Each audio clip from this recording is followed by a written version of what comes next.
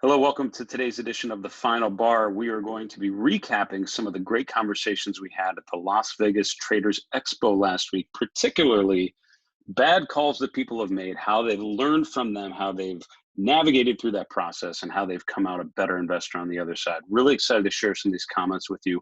Also, my own stories of pain and growth as an investor. Ladies and gentlemen, this is The Final Bar.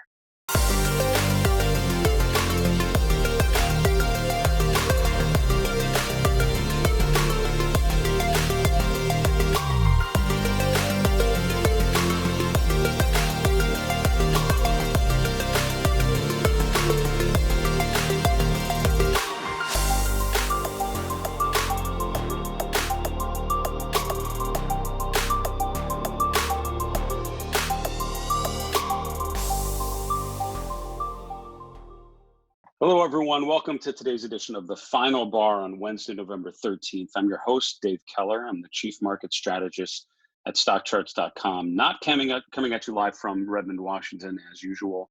Actually on location in New York this week for a couple of days, doing some media interviews on Bloomberg TV and elsewhere. We'll be back to you on Friday live with the broadcast.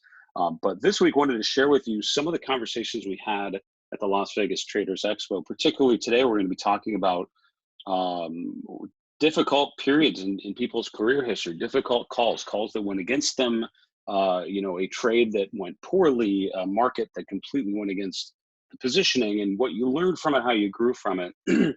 And today, I think, as the market continues to chip away at new highs, testing new highs, a lot of discussions about, long-term trends going into year end and into the new year, it'll be very interesting to sort of think about that and think about being caught on the wrong side of that, how that might impact you as an investor. So really the main segment today is how to deal with loss, deal with adversity, what I like to call the worst call question. I'm going to share my own stories of loss and recovery in terms of as an investor. And then we're going to go to some of my peers and interviewees down at the Las Vegas Traders Expo last week. I asked a number of them what their worst call was, and let's unpack some of the lessons that they learned dealing with their own periods of adversity. The reason why I like to ask this question about, what was your worst call? What was a particularly difficult period where a trade went completely against you, the market went against your positioning, where you were on the wrong side of things, where you said something was going to completely work and it didn't. And I like to ask that because that is a common thing that investors run into. It's something you have to learn to deal with. And part of it is just dealing with being wrong a lot more than you're probably used to. It's also dealing with adversity. It's dealing with material loss, capital loss, and the prospects for future capital loss. There's a lot of difficulties, right? And I think it is a question that gets to routines and systems. What are you actually using? What tools you're using as a money management exercise? How are you managing risk in the form of capital loss? How are you protecting yourself for when you're wrong? But it's also a mental question, right? It's how do you deal with that? How do you mentally get through a period where you're wrong and where you do fantastic, flawless analysis and the market just doesn't follow along with it? I started asking this question to people because in my years coaching and managing professional analysts, I found this was a common challenge for people. On average, the people that I would work with as institutional analysts, overall did very well in school from high school, college, and on. Used to being very successful, used to being right a lot, used to getting good grades, used to succeeding in personal and professional efforts. Then they get into the financial industry and all of a sudden you're wrong almost half the time if the averages play out, right? So you're used to being right 90+% of the time if you're getting A's, and all of a sudden you're getting right about 50-60% of the time. And some people I think never make that mental leap very well. They never successfully get comfortable with being wrong. And what happens is you fall victim to overconfidence and illusion of control, confirmation bias, all these behavioral biases that cloud your judgment because you're really fearful. It's the anxiety about being incorrect and how to deal with that. So we're going to get to some of the conversations I had at the Traders Expo last week. We're going to get to that a little later and just sort of hear from some of the experts I sat down with to get their answers to the question. But I wanted to start with my own answers and just explain why I think this is such a great question for my own experiences. So I'm now looking at a weekly chart of the S&P 500 going back about 25 years, going back to the 1995 low here.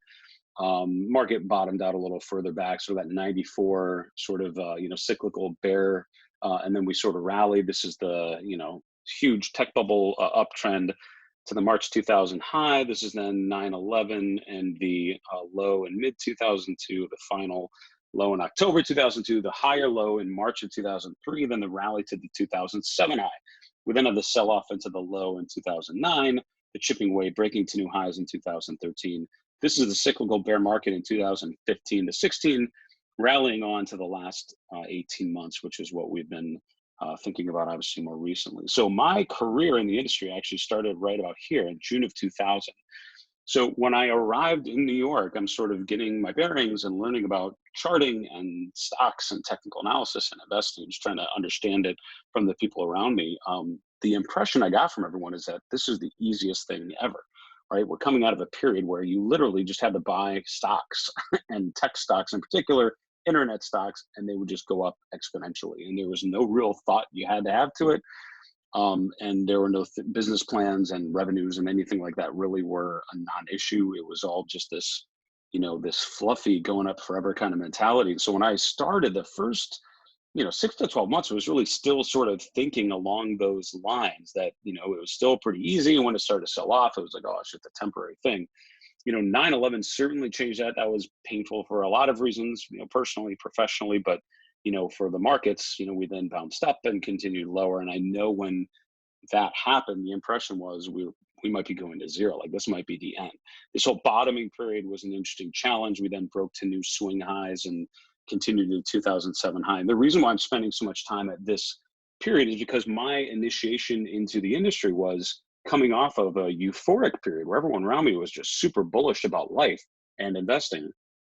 And my first couple of years were just a complete bloodbath of downtrends, of a secular bear market and a cyclical bear market, which was something that no one around me had really dealt with, except the people that had been around for the '87 crash, which there were obviously a good amount of them, but anyone new or sort of my age was just trying to figure things out.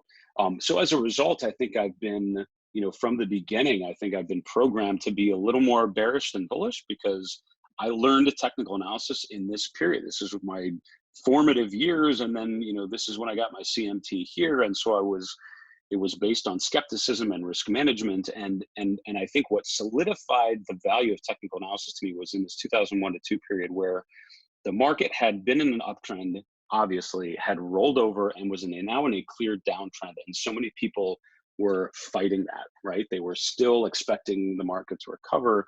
They weren't positioned as things, clearly broke down. You had lower lows, lower highs. And I remember reading about Dow theory and thinking, boy, this feels like it's going down. And people were wondering where, and I'm just like, as long as it's going down, I wouldn't want to own stocks, I think.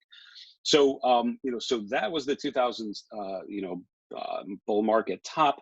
Then the 2007 high, I remember for a fact, I was at Bloomberg and I, saw the market returning to the 2000 highs. I turned bearish thinking we were overbought. We were at significant resistance, probably going to go lower. When that was confirmed with a downtrend, I felt fantastic about myself. Right around here is when I moved up to Boston, joined Fidelity. And I'm now getting to my worst call, which is right here. And this was at the 2013 high. You can probably guess where this is headed. 2000 started, market went down, felt pretty good about being cautious and negative. 2007 high, I turned negative, felt very good about picking, sort of identifying that as a topping pattern. 2013 arrived and you guessed it, I turned very negative very quickly. And I did that for a number of reasons. Number one, we were at that resistance level. I had seen this play twice before. I knew how it was going to end. So I was very comfortable being bearish. I saw a lot of people getting excited and I thought, you're all crazy. I started to see the RSI become overbought. I started to see this little divergence here. I'll never forget it in the middle of the month. In the middle of the year, about June or July of 2013, thinking new highs, RSI bearish divergence. This is all lining up to be a top. And I turned bearish and I told people, I'll never forget telling the head of the trading desk at Fidelity, like, I think this is it. I think we're going down. Here's why. I had a lot of other techniques and I'm sort of glossing over, but I had plenty of evidence suggesting that the market had reached a peak and was ready to go to the next cyclical downturn. As we all know from market history, even just from looking at the chart, that was just the worst call. So for me, that was very difficult because that was the first time I was really wrong about the markets and thinking something was going to happen, and the complete opposite did. Although I'd been wrong in little ways, this was a big one, and I made a lot of noise to the people around me about it, and just saw how wrong I was. And so that isn't that bad. I think the thing that killed me was staying wrong. So I remained bearish even as the evidence started to line up that that was the wrong side of it. So the market continued to go to new highs. The RSI bearish divergence did not complete. It was not confirmed. The market kept going higher. Stocks that should have been rolling over were not. Stocks actually continued to go higher. So the biggest lesson I learned was it's okay to be wrong. It's not okay to stay wrong. And for me, thinking of deciding on a call, deciding on an opinion, and then, making a point of it is fine. Sticking with it, even when the evidence starts to tell you the opposite, is where you really get into trouble. So, I think with my tail between my legs toward the end of 2013, I finally acknowledged that the market was in a great place and was continuing higher, and we really needed to be on the right side of that.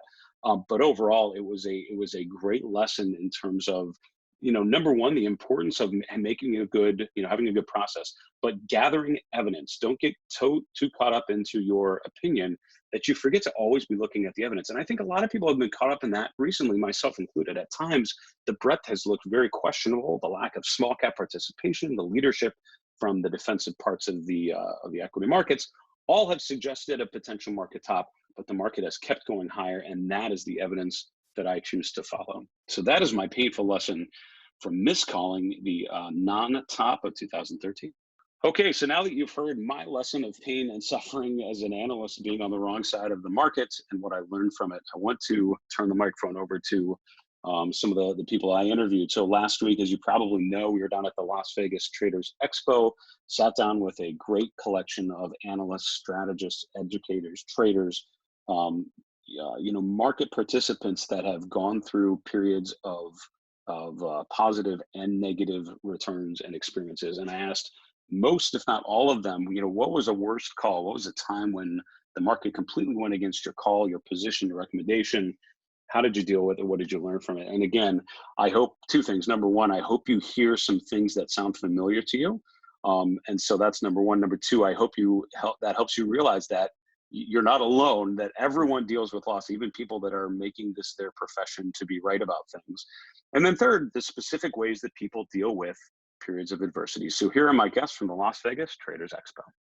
So I have to ask, you seem pretty warmed up here. What I'd call the worst trade question. Is there an example, we deal a lot with people just getting started and they face loss for the first time, a market that completely goes against their position. So can you think of a good example through your own experience where a trade just went completely wrong or you just had the wrong call?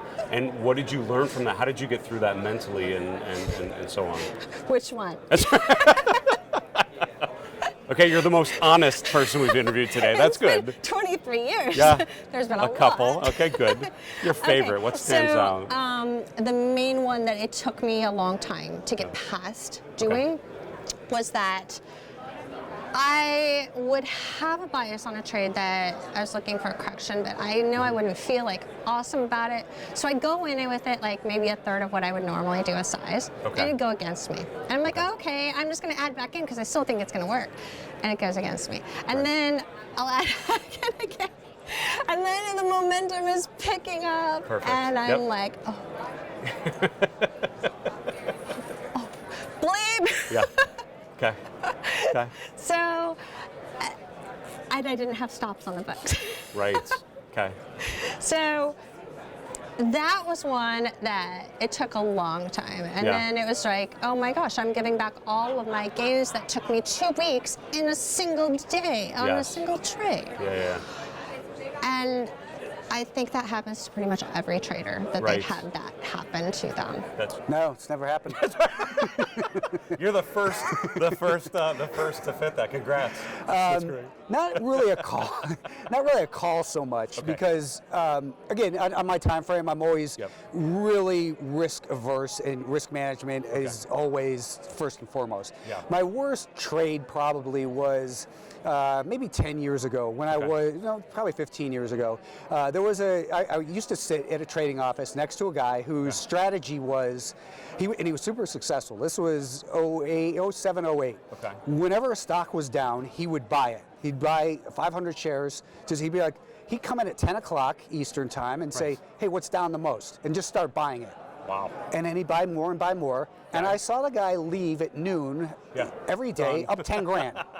And I sat next to him like for 30 straight days, saw him do this. And I was like, I've forgotten more about the market than this guy knows. This is just impossible. I'm over here grinding away, doing good, doing my strategies. Yep. And then he comes in one day at 10 o'clock. I'm like, Darren, I got it. Alexion Pharmaceutical, ALXN. Okay. It's already down 13 points. This is going to be great. Perfect, yeah. I'm going to start scaling in 500 at a time, every half point down. Yeah. About an hour and a half before the close, I think I owned like 8,500 shares. And I was down $26,000. You were the lone buyer during that whole period. So I puked all but 500 shares. I was like, okay. It was prop money. I had to go tail between my legs and say, hey, I kind of messed up here today, and what happened, and I'll go back, I'll get it back, but it's going to take some time. It gapped down the next day, and I just threw in the towel. Yeah. So I think where you were leading, I don't mean to take your question from you, is what did I learn from it? Yes.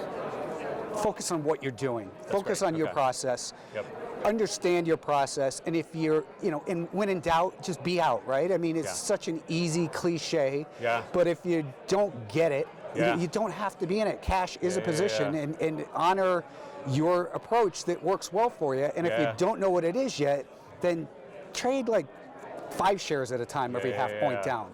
Feel the pain, but I love that. Don't blow up. When in doubt, get out. That's great, right? Yeah. So Greg Morris, who's a longtime technical analyst and a longtime fighter pilot, he used to say as a pilot, it's always better to be on the ground wishing you were in the air than in the air wishing you were on the ground. I've heard that one a lot. Perfect example. Yeah. That's a great example, Brian. Well done.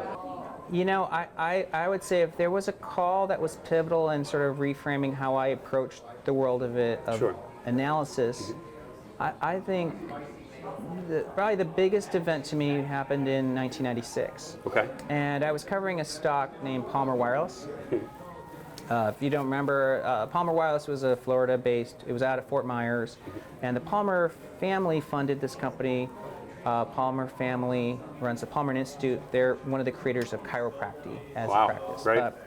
But I was a young analyst then at Smith Barney, and these wireless stocks were trading really badly, and I kind of liked them because I saw so much growth ahead, and they had spectrum. So these are my earliest days as an analyst, and so I wrote this piece sort of trying to defend Palmer Wireless's stock price. And then I remember getting a call from an investor, and he goes, Tom, Palmer's about to just fly right into a cliff wall because their bonds are tanking. And then he just hung up, and indeed, Palmer really got into trouble. And I think it was that moment that made me realize the bond market is all powerful. You can't fight when the lifeblood of a company is being strangulated. So I think that was the moment that I was like, oh, well, Salomon Brothers, biggest high yield dealer in telecoms. I need to find out how these things are trading. And so from that day, I really always called our high yield desk to find out levels. And my simple rule of thumb was, if a bond hits 80 and the bank loans are 80, I mean, that thing's in trouble. So I think it really made me understand, our cornerstone concept that stocks are the June piece of the cap structure. And when liquidity's contracting, stocks have no downside support. It's such a great example, and I know from when I've worked with fixed income analysts, they are so good at thinking about the risk side of the equation in a way that I think a lot of equity investors potentially underappreciate. So that's a really good example. Thanks, Tom. Yeah, my blood pressure is rising just hearing you ask me, because I'm already preparing for this. Yeah, because I already have post-traumatic stress disorder from this damn uranium trade. Okay. So anyway, I caught the uranium bug back in 2010, as did a lot of others, right? Yes. So I fell for that old trap. Right. So I'm like, yeah, uranium, hell yeah, right? I still know nothing about uranium. I probably know less now. Yeah. So I'm like, yeah, sure, uranium. So I was like nice and diversified, right? I had the uranium ETF, I had CCJ, and I had some little guys UEC or something like Okay, that, right? sure, Diversified, right? Yep, You got the yep. you got the ETF, All of them. the large cap, and the micro, right? Nice diversified. Nice. Diversified uranium portfolio. Yeah. And it starts working right away. Yeah. Those are the best trades. Yep. I'm the next Warren Buffett. Perfect. Come on. Easy. Yeah. I'm like, anybody can do this. Right? Fukushima earthquake. Yes. Oh, stock's only down 20% because of the earthquake. It's coming back. It's been, let's see, what year is it? We're in 2019. It's been 8 years. Yeah. They still haven't come back. No. Yeah, killed it. Just the lack of discipline, the ego. Yep. I mean, just like go down the list. Check. All right? there. So the ego, the lack of risk management, Yep. sort of the revenge trading, because I remember buying more. I think it was like on a Friday. Yeah. Every mistake you could ever make. Yep. Fortunately, it was very early in my career. Yeah. I had very little money. Yep. So what felt, but it did the job where it felt like a lot. Yeah. It still feels it like hurts. a lot. Yeah, It still yeah. hurts. Yep. But I'll never forget that. That's great. Yeah, well, I'd say again on that front end of when I first, when you come from a really strong educational background, I was blessed to have, with Duke and a lot of other great education along the way. That whole process, and even through most everybody's careers, it's about you get rewarded for being right. You get rewarded for you're on the right side of something. You got into a winning project, a profitable project. If you're in a losing project, you probably didn't get promoted. Right. Same thing with the education system.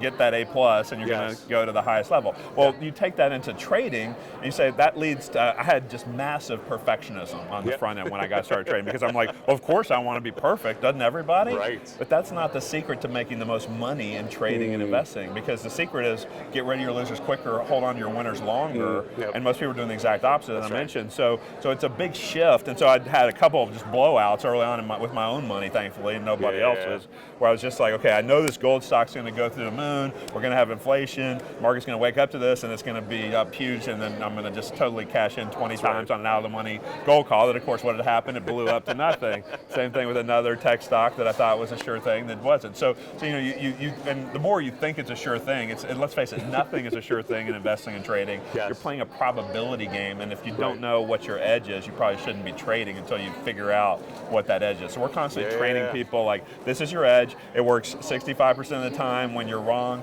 you're going to lose this. When you're right, you're going to make that 2x or 3x or whatever. So and even if you do credit spreads, you're like, I'm right 80% plus of the time. It's that 20% that'll blow you up. So it's like knowing how to manage the trades that are not your friend is just as important as how to manage the trades that are working for you. So, but that was a real eye-opener. That's where the technical analysis really took over for me, because then I'm like, okay, I want to be in tune with what the charts are saying. I don't want to try to be ahead. I don't want to try to be bottom fishing on something that's been a dog and I'm betting it's miraculously going to all of a sudden have a big upside pop. A lot of people do that and wonder why they're not successful. And it's like, maybe in stocks you can wait. Time is your friend if the stock is going to eventually make that pop. But if it takes you way too long on your option, it's not going to work. So most people have gone towards selling premium because they think, well, buying options doesn't work because it takes too long for that to hit. And then they sell premium, and then we're at very low volatility levels. The VIX is at under 13, the CBOE volatility index. So you can chart that on your platform and see, okay, when it's this low, it's probably going to pop. And so it's like, I don't really want to sell those cheap options either. So it's about knowing when to. Every strategy has a pro and a con, and knowing when to use a buying strategy or a selling strategy or some kind of hybrid. It's all about timing. In terms of calls that have gone against us, 2019 here has been a little challenging. Sure. Because as we saw clearly coming off the bottom, we saw that there was going to be a pretty sharp move up. The breadth measures were starting to expand, but they never got back to the old highs, back towards 70, 80, 90% readings, which you typically see when you have the washout like we had in December of 2018. So for me this year, I was kind of fighting this tape after about April, May timeframe. I didn't think we were going to break out above the previous highs we had seen in January of 2018. So I've been fighting it up until about a month ago. And that's when I put out our most recent book, and I titled it Proceed with Caution. Because to me, this market is like driving down that country road. And you got the flashing red lights. You see that late at night, and you got to stop, come to a complete stop, look left, look right, and then sort of proceed through the intersection with caution. And that's kind of what I think you need to do with this market. It may continue to grind higher in here, but what do you do about it? You'll trust your indicators. And your type of analogy of flying an airplane, you're going to go by the instruments. That's right. Fly by the instruments and let them steer you back to where you need to be.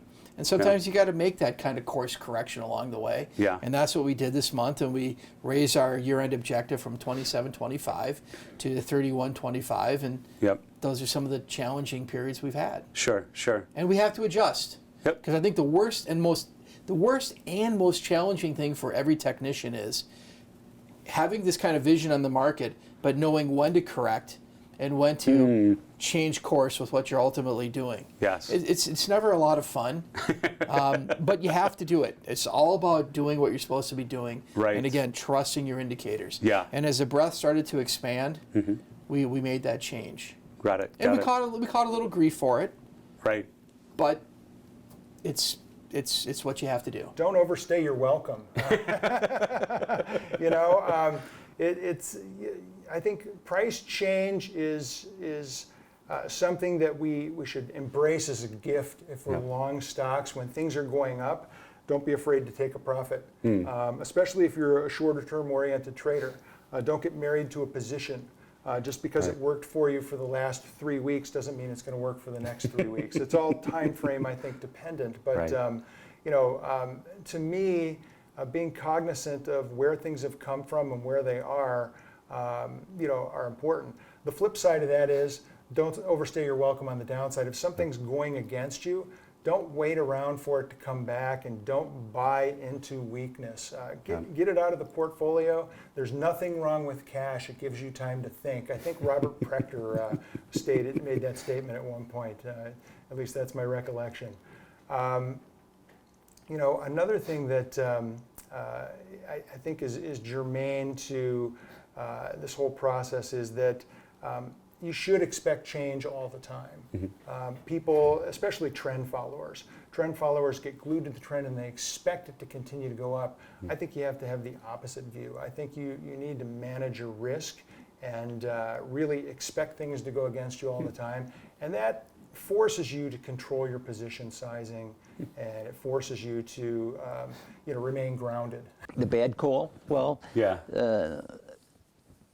I wasn't as embarrassed. I think I make it more embarrassing. But if I had to say, one real embarrassing call was the crash of '87. And I was on the cover of Barron's magazine with a couple of other very well-known technicians. Sure.